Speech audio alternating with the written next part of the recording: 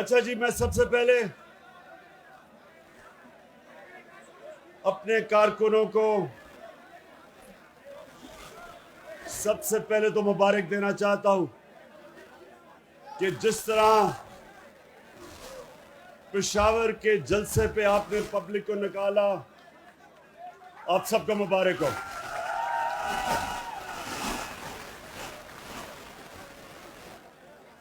उसके बाद खामोशी। उसके बाद जो मेरा आज यहां आने का मकसद है वो ये कि मैंने आप सबको कॉल देनी है इस्लामाबाद की।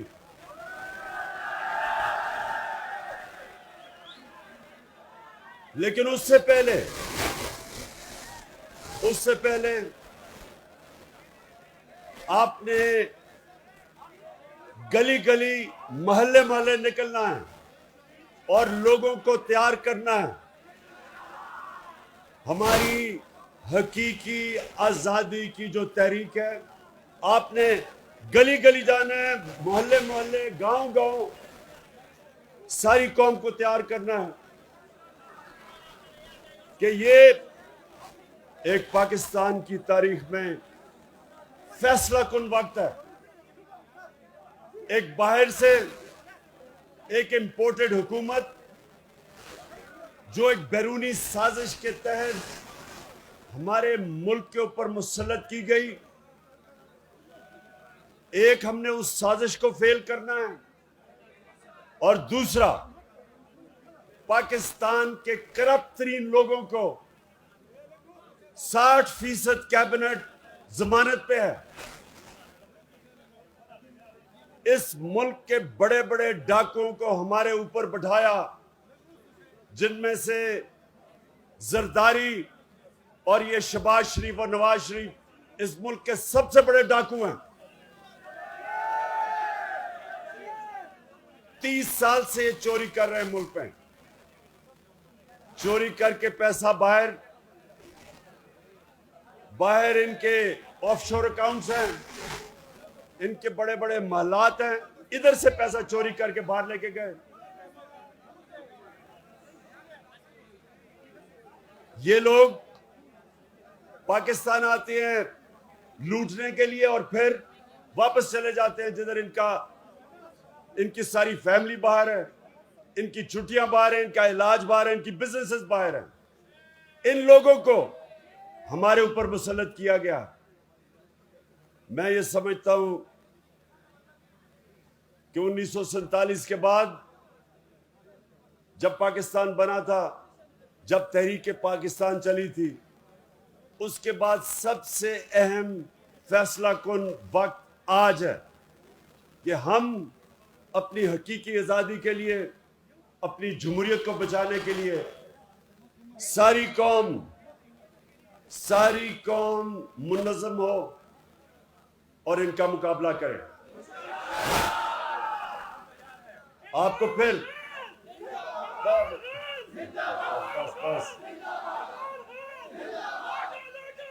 ये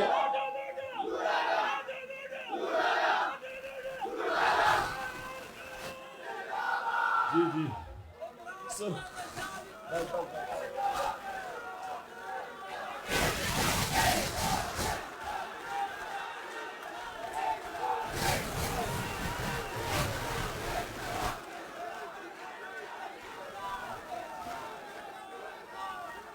मेरे पख्तूनख्वा के कारकुनों, पहले जरा आपने ये मेरे से वादा करना है कि ये आपने अपने मुस्तकबिल की जंग लड़ने के लिए हर गली गली जाना है, मोहल्ले मोहल्ले जाना है, लोगों को इकट्ठा करना है।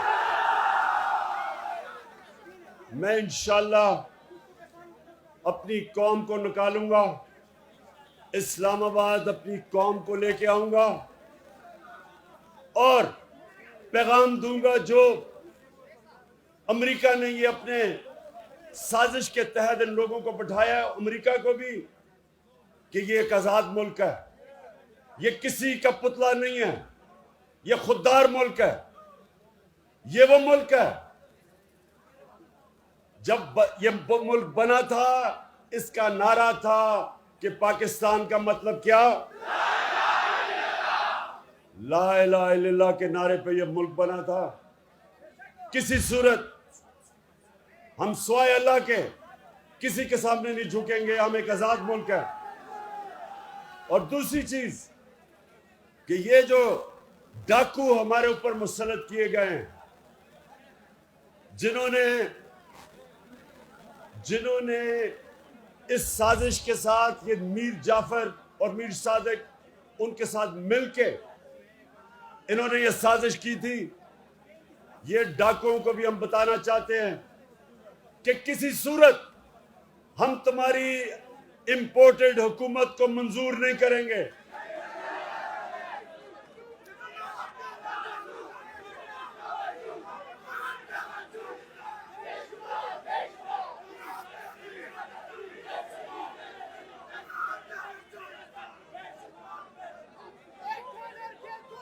मेरे पख्तूनख्वा के नौजवानों, ये जो आपका जुनून है, इसको भी बचा लें, इसको सेव कर लें, क्योंकि इसकी जरूरत पड़ेगी आपकी मुझे इस्लामाबाद में।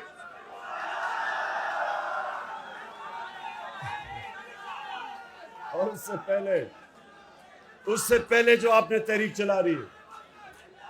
अच्छा,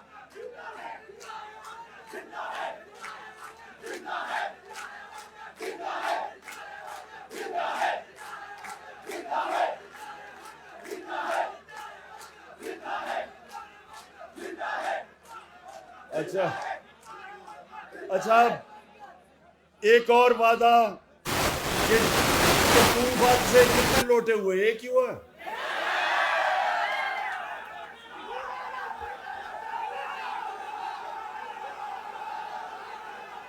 और तो कोई नहीं, एक ही हुआ। अब मुझे नहीं,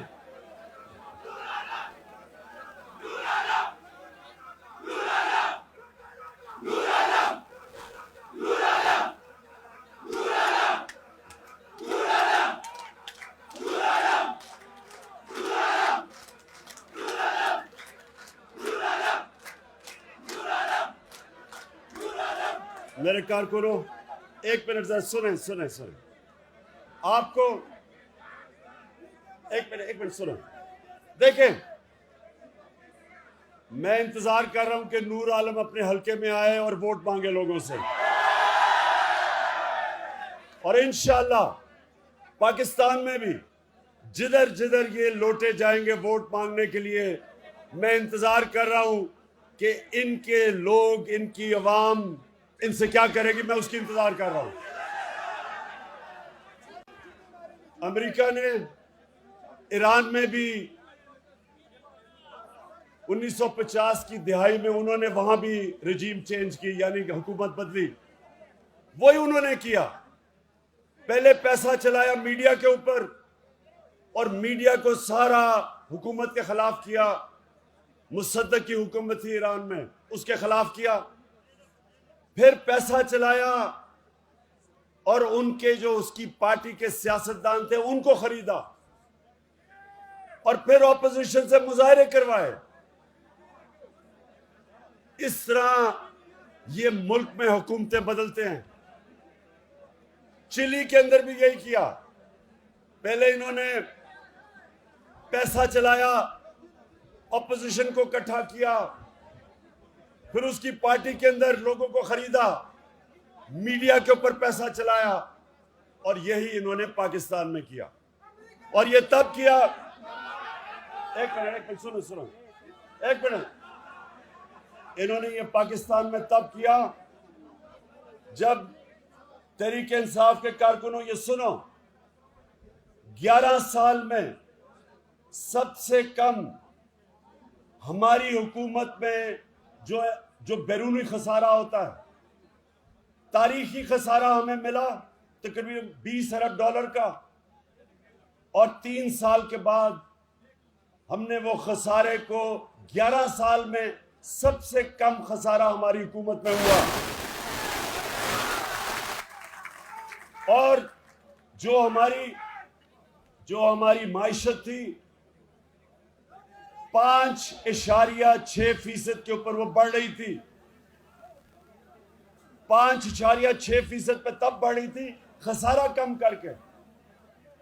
सारे बर्रे सगीर में सबसे कम बेरोजगारी पाकिस्तान में थी। ये जो कोरोना था सारी दुनिया में तबाही मचाई। पाकिस्तान वो मुल्क था जो दुनिया ने मिसाल दी कि सबसे बेहतर तरीके से कोरोना वायरस का मुकाबला जिस मुल्क ने किया, टॉप 3 मुल्कों में, उनमें पाकिस्तान था, जिसने अपने लोगों को भी बचाया, वायरस से भी बचाया, अपनी माइशत को भी बचाया। उसके बावजूद, और ये वो गवर्नमेंट, पहली गवर्नमेंट हटाई गई है जिसके ऊपर कोई करप्शन के इल्जामात नहीं, प्राइम मिनिस्टर को कोई बाहर बड़े बड़े मालात नहीं खरीदे, कोई फैक्ट्री नहीं लगाई, कोई रिश्तेदारों को ऊपर नहीं लेके आया। और हमारी हुकूमत को साजिश से तब गिराया गया जब इनको पता था कि मुल्क हमारी गवर्नमेंट हर मुश्किल वक्त से निकल गई। जो महंगाई की बात करते हैं सारे, मैं आज भी कहता हूं कि दुनिया में सस्ता तरीन मुल्क आज पाकिस्तान है। दुनिया में सस्ता तरीन मुल्क है क्योंकि आलमी महंगाई आई हुई है। सारी दुनिया में महंगाई है कोरोना की वजह से, और उस महंगाई के अंदर जो सस्ता तरीन मुल्क आज भी पाकिस्तान है। हमने डीजल और पेट्रोल की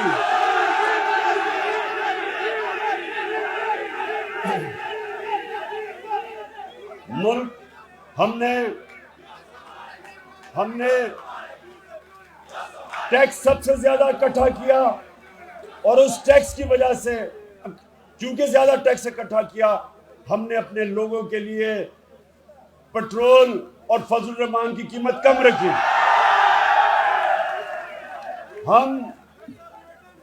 हमारी वो गवर्नमेंट थी जिसने सबसे ज्यादा किसानों को फायदा पहुंचाया। हमने किसानों को उनकी फसल की पूरी कीमत दिलवाई। हमने शुगर माफिया का मुकाबला किया जो किसानों को पैसे नहीं देते थे और पैसे कम देते थे, पूरी कीमत भी दिलवाई, वक्त पे दिलवाई। किसानों ने अपना पैसा जमीन पे लगाया, और जो 5 बड़ी बड़ी फसलें थी उनमें से सबसे ज्यादा पाकिस्तान की तारीख की पैदावार हमारे जमाने में हुई पिछले साल।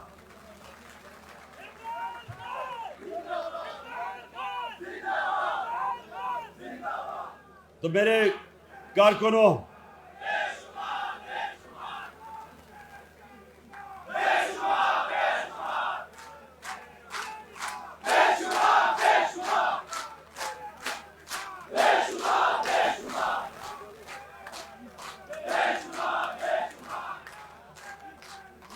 तो मेरे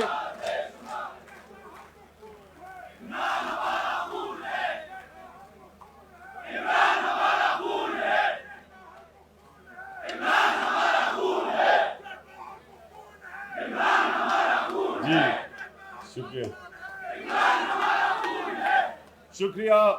अब जरा सुने, तो ये मैं आपके सामने सिर्फ इसलिए ये चीजें रख रहा हूं कि एक हुकूमत जो मुल्क को हर मुश्किल से निकाल रही थी, जिसकी माशी परफॉर्मेंस पिछली कोई भी हुकूमत पिछले 10 साल में मुकाबला नहीं कर सकती थी, जिसने एक मुल्क वो मिला हमें विरासत में जिसका दिवालिया निकाला हुआ था, सारे इदारे तबाह किए हुए थे, वो हमें हुकूमत मिली। और मुझे फख्र है कि सारे मीडिया प्रोपेगेंडा और ऑपोजिशन प्रोपेगेंडा के बावजूद अल्लाह का शुक्र है कि हमारी हुकूमत सही रास्ते पर निकली हुई थी। जब यह साजिश की गई तो मैं आज ये भी आपको बता दूं नौजवानों की कौम कैसे तबाह होती है। कौम कैसे तबाह होती है जब आप वो करप्ट लोगों को जो 30 साल से मुल्क को लूट रहे थे, जब आप उनको बैठाते हैं तो क्या होता है? अब ये शहबाज शरीफ ने, इसने सबसे पहले चीज क्या की, 16 अरब रुपए के FIA के इसके ऊपर केस है। 16 अरब रुपए का नौकरों के नाम पे 16 अरब रुपया, जिसमें मकसूद चपड़ासी का 3.25 अरब रुपया, 370 करोड़ रुपया उसके बैंक में आया। अब एक मिनट चुप, अब सुने, अब ये क्या किया इसने आते साथ ही, FIA में जो इन्वेस्टिगेटिव ऑफिसर्स थे उनको फारिग कर दिया, उनके खिलाफ इंतकामी कार्रवाई की, सारे अपने लोगों को ऊपर बैठा दिया। अब ये अपने केसेस खत्म करवाएगा। अब ये जब FIA को तबाह करेगा अपने केसेस बचाने के लिए, FIA और भी किसी ताकतवर डाकू को नहीं पकड़ेगी, वो सिर्फ छोटे चोरों को पकड़ेगी। इदारा तबाह होगा। अब ये नैब को मुकम्मल तौर पे तबाह करेंगे, जिधर इसके बाकी केसेस पड़े हुए हैं। नैब तबाह होगी, FBR को ये तबाह करेंगे, क्योंकि FBR के अंदर ये टैक्स बचाना होता है। अपने आप को बचाने के लिए FBR पे जब लोग लेके आएंगे, FBR जिसने तारीखी टैक्स इकट्ठा किया, हमारे दौर में पाकिस्तान की तारीख में सबसे ज्यादा पैसा इकट्ठा हुआ, क्योंकि हमने FBR को मजबूत किया। ये उसी FBR को कमजोर करेंगे, क्योंकि ये सारे टैक्स चोर बैठे हुए हैं। 60% कैबिनेट जमानत पे है, इन्होंने अपने आप को बचाना है, तो ये सारे मुल्क के इदारों को कमजोर करेंगे। तो होगा क्या?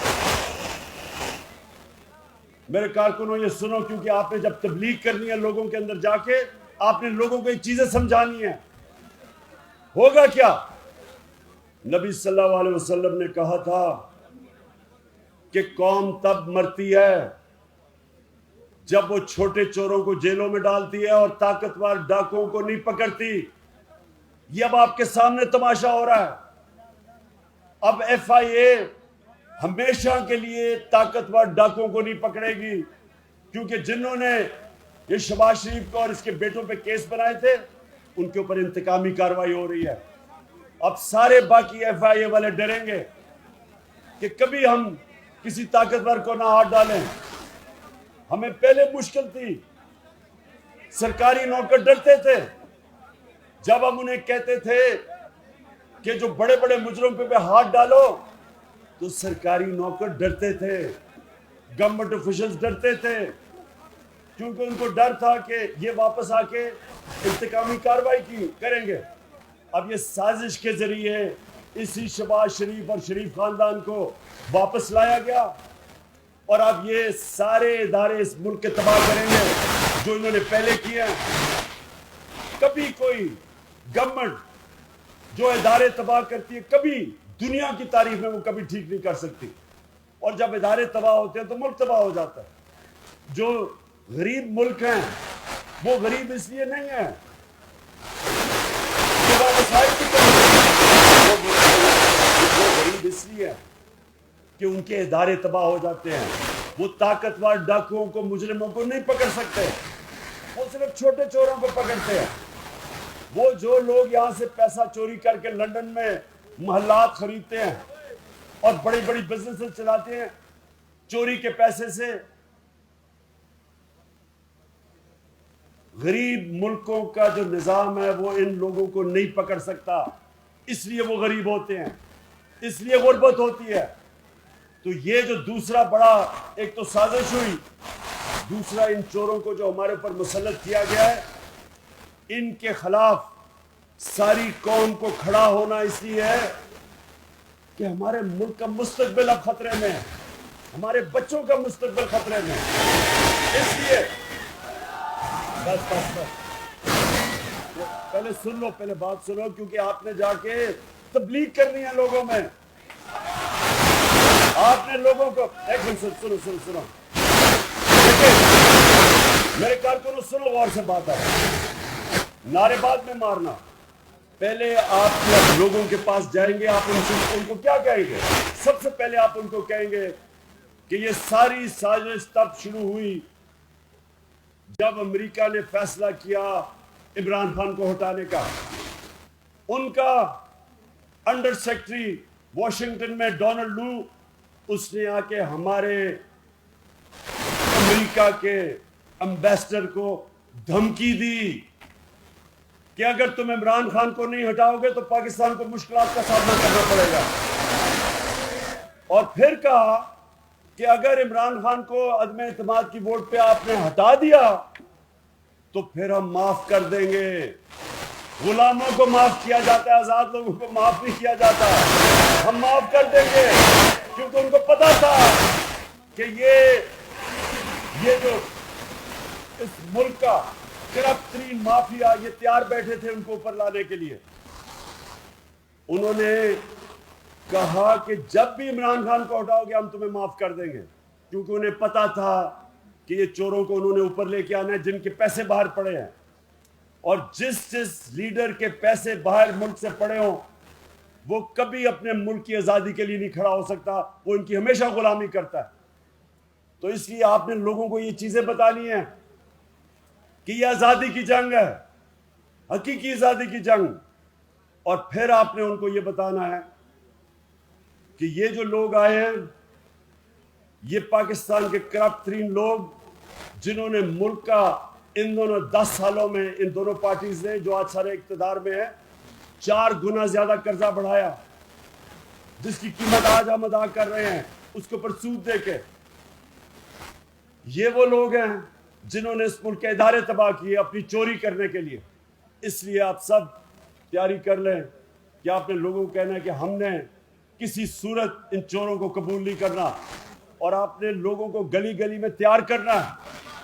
और आजकल इबादत की रातें हैं, आप मस्जिद में जाएं, तरावियां पढ़ें, और तरावियों के बाद आप जरूर वहां लोगों से बात करें, उनको समझाएं कि ये इस मुल्क की सलामती, उसकी आज़ादी, उसकी सॉवरेंटी का इशू है। और आपने उन लोगों को सबको तैयार करना है कि ये सिर्फ तहरीक इंसाफ की नहीं, ये पाकिस्तान की जंग है। 27वीं रात को, जुमेरात की रात को, हमने फैसला किया है क्योंकि हमने शब दुआ, मैं खुद मौलाना तारिक जमील के साथ उस दिन दुआ करूंगा। सारे आपने हम सब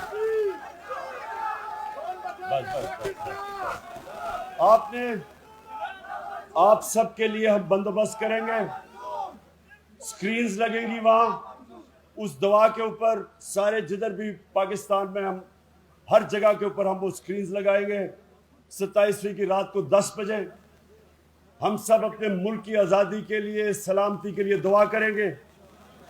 इस मुल्क के मुस्तकबिल, अपने बच्चों के मुस्तकबिल के लिए दुआ करेंगे, और इसकी आज़ादी के लिए, और इन चोरों से आज़ादी के लिए। और